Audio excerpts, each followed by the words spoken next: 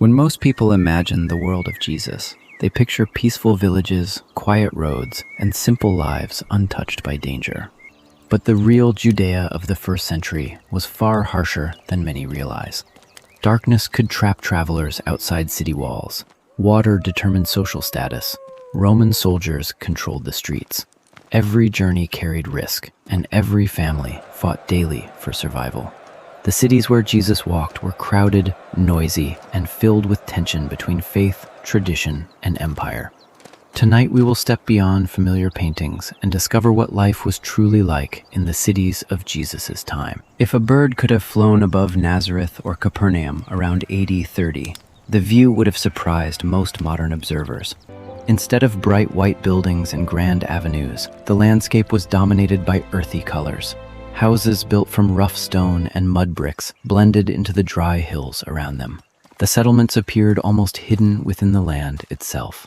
These were not cities designed to impress visitors. They were communities built for survival in a demanding environment. Descending to street level revealed an even more striking reality. Most roads were narrow dirt alleys, often less than 2 meters wide. There were no sidewalks, no traffic systems, and no public sanitation.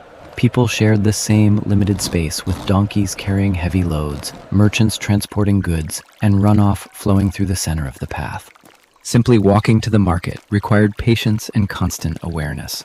The layout of these towns was not accidental. Families viewed the outside world as uncertain and potentially dangerous. Homes therefore acted like small fortresses. Thick walls protected valuable possessions. Few windows faced the street. Life focused inward around family courtyards where cooking, working, eating, and socializing took place. Safety mattered more than appearance. Yet this search for security created another challenge. Privacy barely existed. Houses stood tightly packed together. Sounds traveled easily through walls and across rooftops. A crying child, a family argument, the grinding of grain, or a neighborhood celebration could be heard by everyone nearby. Entire villages functioned as closely connected communities where people knew one another's business. Silence was rare, and anonymity was almost impossible. Social hierarchy was visible everywhere. When a Roman soldier appeared in a narrow alley, local residents immediately moved aside. Power belonged to those carrying weapons. A mounted official or tax collector could command attention simply by entering a street. Most people learned that avoiding conflict was often the safest path. Inside a typical Galilean house, visitors encountered a world very different from modern expectations. The air felt warm and heavy. The smell of straw, livestock, and daily life filled the room. Families commonly shared their homes with animals, especially during colder months. Goats, sheep, and donkeys slept near the entrance, providing warmth during chilly desert nights. Above the animal area stood a raised platform where the family lived. People ate, slept, and worked there. Along the edge of that platform sat feeding troughs carved from stone or built from wood. These feeding troughs were known as mangers. Understanding this detail changes how many people picture the birth of Jesus. The gospel account does not necessarily describe an isolated barn standing alone in a field. More likely, Mary and Joseph stayed in a crowded family home where space had become limited. The newborn Jesus may have been placed in a manger located within the lower section of an ordinary household. The scene becomes less romantic, but far more historically realistic. Seasonal changes affected daily life as well. During summer, the interior of a house could become unbearably hot. Families escaped the heat by moving activities onto flat rooftops made from branches and packed earth. The roof served as an outdoor living room, bedroom, and gathering place. There, people could enjoy fresh air and a cooling breeze after sunset. Water shaped every aspect of survival. Obtaining it required strength and discipline. Women regularly walked to wells carrying large clay jars. Once filled, these containers could weigh more than 20 kilograms. The journey had to be repeated again and again, because every household depended on water for drinking, cooking, washing, and caring for animals. But wells were more than practical necessities. They were the social centers of village life. News spread there. Friendships developed there. Marriages were discussed there. Reputations were strengthened or damaged there. The well functioned almost like the social network of the ancient world. If this deeper look into daily life is bringing the Bible to life in a new way, consider subscribing and tell us in the comments which detail has surprised you most so far. The importance of the village well extended far beyond supplying water. It also revealed a person's place within the community. Respectable women usually visited during the cooler hours of morning or evening when groups gathered together. These trips combined practical work with conversation and social connection. Because of this custom, timing mattered. A woman arriving alone at midday under the blazing sun attracted attention. Such behavior often suggested isolation or exclusion. This background gives deeper meaning to the story of the Samaritan woman. Her decision to draw water during the hottest part of the day was likely connected to social realities, not simply personal preference. She avoided the judgmental looks and difficult conversations that awaited her during normal gathering times. Water also played a major role in religious life. People today often associate washing with cleanliness and health, but first-century Jews viewed water through a different lens. Ritual washing focused on spiritual purity rather than biological hygiene. Religious traditions taught that certain actions or contacts could create ritual uncleanness. Water symbolized restoration and preparation for worship. Special immersion pools known as mikvahs appeared throughout Jewish communities. These pools allowed individuals to participate in purification rituals connected to religious life. Through these practices, water became connected not only to survival, but also to identity, faith, and obedience. While village life revolved around wells, traditions, and family routines, another influence stood nearby. Only a short distance from Nazareth rose the city of Sepphoris, one of the most impressive urban centers in Galilee. Located roughly 6 kilometers away, it could be reached in less than an hour of walking. The contrast between the two communities was remarkable. Nazareth was small, conservative, and deeply rooted in Jewish tradition. Sepphoris represented wealth, culture, and Roman influence. Its paved streets, public buildings, colorful mosaics, and sophisticated architecture stood in sharp contrast to the modest villages scattered across the countryside. Many historians believe craftsmen from Nazareth, including Joseph and perhaps Jesus himself, may have found work there. If so, they would have witnessed two very different worlds existing side by side. The cultural differences were impossible to ignore. Roman cities displayed statues of pagan gods in public spaces. Theaters hosted performances. Athletic facilities promoted customs unfamiliar and often offensive to traditional Jewish values. What some viewed as progress and sophistication, others saw as a threat to their faith and identity. Galilee was therefore not an isolated rural region, disconnected from history. It was a frontier where cultures collided every day. Young people could see the attractions of Roman prosperity and entertainment. Older generations worried about preserving the beliefs and traditions handed down by their ancestors. This tension formed part of the environment in which Jesus lived and taught. His audience understood both worlds. They knew the simplicity of village life, but they also understood the growing influence of imperial culture.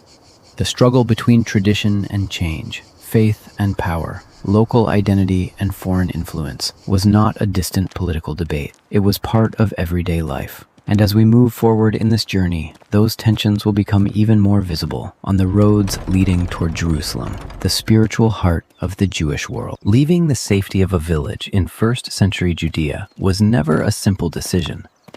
Today, traveling 30 kilometers may take less than an hour by car. In the time of Jesus, the same distance could require an entire day or more on foot. Every journey demanded preparation, endurance, and courage. Once travelers passed beyond the city gates, they entered a world where protection became uncertain and danger could appear without warning. The roads that connected Judea's towns and cities were vital to trade, religion, and communication. Merchants transported goods along them. Pilgrims traveled them during religious festivals. Families used them to visit relatives and conduct business. Yet these routes were often isolated and difficult. Rocky terrain, steep hills, and narrow passages created perfect conditions for robbery. No road was more famous than the route connecting Jerusalem and Jericho. Descending through harsh wilderness and winding valleys, the road passed through terrain filled with caves, cliffs, and blind turns. Travelers knew that criminals could easily hide among the rocks, watching potential victims from a distance before striking at the perfect moment. Because of these dangers, most people avoided traveling alone whenever possible. Instead, travelers formed large caravans. Entire families, neighbors, and sometimes whole communities journeyed together. Numbers provided safety. A large group discouraged thieves and offered protection if trouble appeared. This custom explains a detail that often puzzles modern readers of the Bible. When 12-year-old Jesus remained behind in Jerusalem, Mary and Joseph did not immediately realize he was missing. They assumed he was somewhere among relatives or friends traveling within the larger caravan. Such assumptions were completely normal in that environment. Travel required careful planning beyond personal safety. There were no reliable inns along every route, and no trusted restaurants waiting beside the road. Devout Jews often carried their own food, because they could not always be certain how unfamiliar meals had been prepared. Bread, dried fish, olive oil, and wine became essential travel supplies. Pilgrimage was not simply a spiritual experience. It was a physical test of endurance beneath the hot Middle Eastern sun. Yet despite the hardships, pilgrims continued making the journey because their destination was Jerusalem. For many people, seeing the holy city for the first time was unforgettable. The sight of its walls and the gleaming temple complex rising above the surrounding landscape filled travelers with awe. Jerusalem represented the spiritual center of Jewish life. It was the place where heaven and earth seemed to meet. Everything changed, however, once visitors entered the city. During major festivals such as Passover, Jerusalem became crowded beyond imagination. The population expanded dramatically as pilgrims arrived from across Judea and far beyond. Inns quickly filled to capacity. Families slept on rooftops, in courtyards, and in temporary shelters around the city. Streets overflowed with people speaking different accents and dialects. Everywhere there was movement, conversation, and activity. At the heart of this enormous gathering stood the temple. Modern readers often imagine the temple as a quiet place devoted entirely to prayer and meditation. The reality was far more complex. The temple served as the center of religious life, but it also operated on a massive scale. Thousands of worshippers arrived carrying offerings. Large numbers of animals were brought for sacrifice. Priests worked continuously to manage ceremonies and maintain order among the crowds. The sounds alone were overwhelming. Sheep bleated, merchants called out to customers, pilgrims recited prayers, coins clattered against wooden tables. The entire complex buzzed with constant activity from sunrise until sunset. One section of the temple became especially busy. Because Roman currency carried images associated with imperial authority, many worshippers exchanged their money for coins accepted within the temple system. Money changers provided this service, while merchants sold animals needed for sacrifices. For poor pilgrims, these transactions could become expensive. Fees and inflated prices often created resentment. Understanding this context helps explain one of the most famous moments in Jesus' ministry. When he overturned the tables of the money changers, he was confronting practices that many believed burdened ordinary worshippers. Jerusalem was a city of faith, hope, commerce, and power, all existing in the same place. And beneath the excitement of the festivals, tensions were quietly growing that would eventually change the city's history forever. Beyond the crowded streets and sacred courts of Jerusalem stood a place that every resident knew well. South of the city walls lay the Valley of Hinnom, known in Greek as Gehenna. To modern readers, the word often brings to mind theological ideas about judgment. But for people living in the first century, Gehenna was first a real location that could be seen, smelled, and remembered. Smoke often rose from the valley. Refuse from the city was carried there and discarded. Unwanted waste, animal remains, and other debris accumulated beyond the walls. The unpleasant sights and smells made a lasting impression on anyone approaching the area. Because everyone understood what Gehenna represented, it became a powerful image when religious teachers spoke about destruction, loss, or separation from God. The lesson was immediate and unforgettable, because the audience could picture the place with their own eyes. Yet physical waste was not the only thing pushed beyond the city gates. Ancient society also separated people whom it considered unclean. Among the most isolated were those suffering from serious skin diseases. The term, often translated as leprosy, covered a variety of conditions, not all of which were the disease known today. Regardless of the diagnosis, the social consequences could be devastating. Individuals affected by such illnesses were frequently separated from normal community life and forced to live outside towns and villages. The greatest fear was not always disease itself. Many people worried about ritual impurity. According to religious traditions, contact with certain conditions could make a person ceremonially unclean until purification rituals were completed. As a result, invisible barriers divided communities. Families, neighbors, and friends sometimes kept their distance from those who needed compassion the most. This background makes the actions of Jesus especially remarkable. Again and again, the Gospels describe him reaching out to people whom society avoided. He crossed boundaries that others feared to approach. In a culture shaped by concerns about purity, such acts carried enormous significance. While questions of purity affected social life, another burden weighed heavily upon nearly everyone in Judea: Roman rule. The power of the empire touched daily life in countless ways. Taxes affected fishermen, merchants, craftsmen, and farmers alike. Hard-earned income flowed toward a government that many local people neither trusted nor supported. Tax collectors became symbols of this system because they stood between ordinary workers and imperial authority. Imagine spending long hours fishing on the Sea of Galilee or laboring under the hot sun, only to surrender a portion of your earnings to support a distant empire. Resentment grew naturally under such conditions. Economic pressure became part of everyday existence. Yet taxation was only one reminder of Roman dominance. Another source of frustration came through laws that reinforced imperial control. A Roman soldier could legally require a civilian to carry equipment for a specific distance. Refusal was not an option. The command might interrupt work, family responsibilities, or travel plans, but the citizen was expected to obey immediately. This reality provides important context for one of Jesus' most memorable teachings. When he told his listeners that if someone forced them to go 1 mile, they should go 2, the statement shocked his audience. They understood the humiliation associated with compulsory service. Jesus transformed a symbol of oppression into an opportunity to respond with unexpected dignity and strength. Meanwhile, wealth generated from taxation and trade helped build impressive Roman cities. Caesarea Maritima stood as one of the finest examples. Its magnificent harbor, grand public buildings, and sophisticated engineering showcased the power of the empire. To many villagers, however, such luxury highlighted the gap between rulers and ordinary people struggling to survive. Beneath the surface of daily life, frustration continued to grow. Faithful Jews longed for freedom, justice, and restoration. Roman authorities focused on maintaining order. The tension between these competing hopes shaped the atmosphere of the entire region.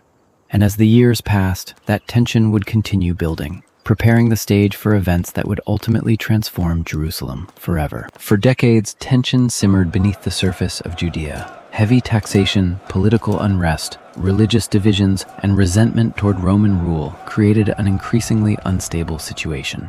Eventually, that tension erupted into open rebellion. In AD 66, a large-scale Jewish revolt against Rome began. What followed was a brutal conflict that would change the course of history. 4 years later, Roman legions under General Titus marched toward Jerusalem and surrounded the city. The walls that had protected generations now trapped the population inside. As the siege continued, food supplies disappeared, trade routes were cut off, and no caravans could bring relief. Hunger spread through the crowded streets. Families who had once traveled to Jerusalem in celebration now struggled simply to survive. Fear replaced hope as conditions worsened day after day. Finally, in AD 70, Roman forces breached the defenses. The city that had stood at the center of Jewish religious life faced destruction on a scale few could have imagined. Buildings burned, homes collapsed. The magnificent temple, the heart of worship and national identity, was consumed by fire. The loss was more than architectural. An entire way of life disappeared. The priestly system centered on the temple could no longer function. Political and religious structures that seemed permanent vanished almost overnight. Yet history did not end there. Groups able to adapt survived. The Pharisees preserved and developed Jewish religious traditions. Followers of Jesus continued spreading their message across the Roman world. Jerusalem's stones fell, but the ideas born within its walls endured long after the flames died away. The cities of Jesus' world were far more complex than many imagine. Their streets were crowded, their nights were dark, and their people lived between faith, survival, and empire. From village wells and dusty roads to the towering Temple of Jerusalem, every part of daily life shaped the world in which Jesus lived and taught. Though the city eventually fell and the temple was destroyed, the influence of that world continues to echo through history today. Thank you for joining us on this journey. Leave a comment with your favorite discovery, subscribe for more historical explorations, and stay tuned for our next adventure into the ancient world.